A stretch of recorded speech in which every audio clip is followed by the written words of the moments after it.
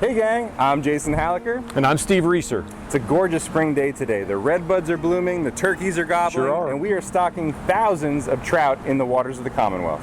Right, and you can imagine, Jason, this time of year, we get a lot of comments about our stock trout program. Tons of comments. We love the comments, but there are a lot of misconceptions about how we stock trout.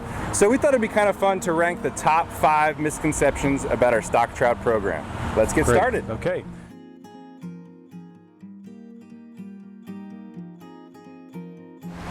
No bite, one of my favorite trout stocking myths. I'm not even sure where this myth came from.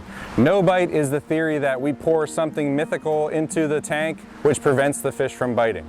The only thing we pour in the tanks is a defoaming agent. This takes the foam off the surface of the water, allowing for better gas transfer so the fish can breathe better. It also allows the hatchery driver to see the fish so they can net them out of the tank. So there's no such thing as no bite.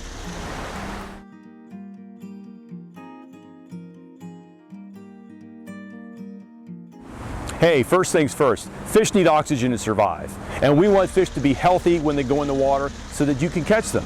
So for that reason, we never cut the oxygen off during a stocking run. The only time you may see a driver cut back on the oxygen is at the end of the stocking run when he's cleaning out the tanks so he can get a better look at how many fish are left in the tank. So we want those fish to be healthy when they come off the truck and that you have a good time and catch your limit.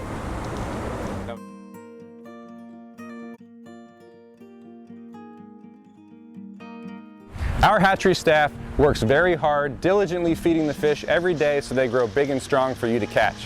However, 24 hours before the stocking, they don't feed them. The reason they do that is because they'll get sick on the truck. They get car sick. And when they're on the truck with feed in their bellies, they'll foul up the water, they get sick, and can even die on the truck on the way to the stocking. So for 24 hours at a minimum, sometimes longer, they don't get fed. So these fish are hungry when they hit the water.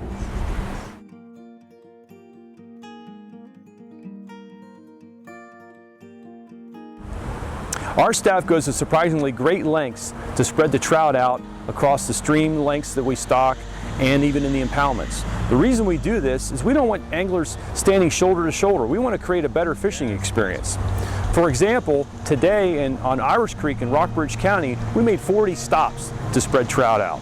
And that's on a stream with good vehicle access. For those areas where the large stocking truck has poor access, we actually take a smaller four-wheel drive pickup truck that has a smaller stocking tank on it to go back into those more hard-to-reach areas. And these are four-wheel drive trails, and we never know what to expect, what we can expect to get back in there. Sometimes there's some rough stream crossings we have to make. There could be fallen trees across the road that we have to cut. There could be even large boulders that roll off of the mountainside that we have to roll out of the way to get access. And in some cases, we've even used a whitewater raft to spread the trout out where we couldn't get vehicle access. And hey, remember, fish do have fins. They can swim upstream or downstream, and they will. They do spread out on their own.